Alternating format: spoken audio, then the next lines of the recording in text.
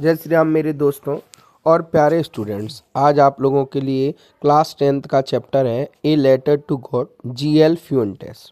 इसमें क्या बताया गया है, जीएल फ्यूंटेस में एक व्यक्ति होता है, किसान होता है लेंचो नाम का, जो कि पहाड़ियों पर अकेला अपने परिवार के साथ रहता है। उसका घर इतनी ऊंचाई पर होता है कि जहाँ से उसे उसकी फसल, जो कि कॉर्न की फसल, मक्का की फसल थी उसकी, और नीचे नदी वगैरह दिखाई देते हैं। इस बार उसे आशा थी कि उसकी फसल बहुत अच्छी होगी, जिससे वो अपने परिवार का पालन पोषण कर पाएगा। लेकिन तभी वो ये अपनी वाइफ को बताता है। उसकी वाइफ कहती है गॉड विलिंग, भगवान की इच्छा होगी। धीरे धीरे नॉर्थ ईस्ट से बादल आते हैं, पानी बरसने लगता है, तो बड़ा लेंचो बहुत खुश होता है कि इस बार तो बहुत अच्छा होगा।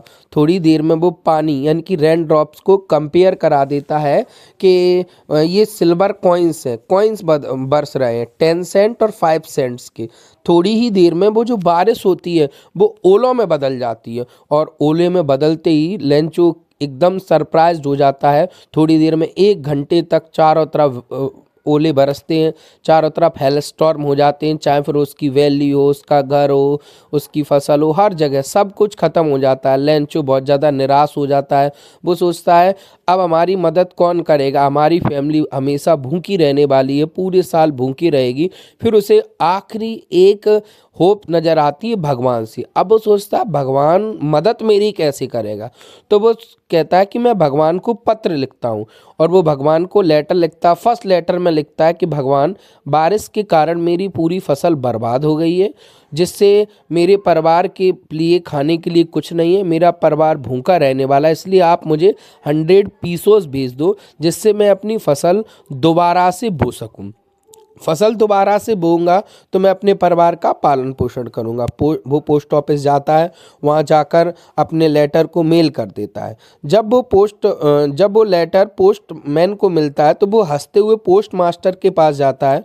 पोस्ट मास्टर एक एम्बिशन मैन यानी कि एक फ्रेंडली व्यक्ति था, ठीक है। जब वो देखता है तो वो कहता है व्हाट अ फेथ, क्या फेथ है इसका भगवान के प्रति। वो कहता है मैं इसका फेथ हटने नहीं दूंगा, इसका फेथ मैं पूरी तरीके से हटने नहीं दूंगा। तो वो क्या करता है, अपने एम्प्लॉयज़ से, है ना, अपने लोगों से, अपने रिलेटिव से, और खुद अपनी सैलरी का एक पार्ट देता है चैरिटी के नाम पर, कि वो चैरिटी के नाम पर वो सभी लोगों से ले लेता है, और वो उसे लिफाफे में रखकर और एक भगवान के रूप में वो क्या करता है, एक लेटर पर साइन करके दे देता। और वो पोस्टमैन से कहता है कि उसकी कंडीशन देखना, उसके जो फीलिंग्स हैं वो देखना, वो किस तरीके से फील कर रहा है। जब वो लेटर उसको मिलता है तो लेंचो जैसे ही लेटर खोलता है, लेटर देखता है, तो वो सरप्राइज नहीं होता। जैसे कि हम लोगों को पता होता है कि कोई भी चीज़ होने वाली है तो हम सरप्राइज नहीं होते, वैसे वो भी सरप्राइज्ड नहीं होता है। लेकिन जैसे ही वो लेटर खोलता है, उसके अंदर जैसे वो पीसोस को गिनता है, तो वो अचानक से गुस्सा हो जाता है। गुस्सा होता है कि भगवान कभी गलतियां करता ही नहीं है, इंसान ही गलती करते हैं। वो दोबारा से लेटर लिखता है, और उसमें कहता है कि भगवान, मैंने आपसे 100 पीसो मांगे से, लेकिन आपने 70 पीसोस दिए, तो जो मेरे बकाया के रुपए हैं वो भेज दो। और इस बार मुझे मेल के थ्रू मत भेजना, मुझे डायरेक्ट भेजना, क्योंकि जो पोस्ट ऑफिस के एम्प्लॉयज़ हैं वो बंच ऑफ क्रुक्स हैं। इस चैप्टर की थीम होने वाली है अनशेकेबल फेथ इन गॉड। और आयरनी सिचुएशन भी इसमें क्या है कि जिसने उसकी मदद की उसी को वो दोषी ब्लेम कर रहा है उसके ऊपर।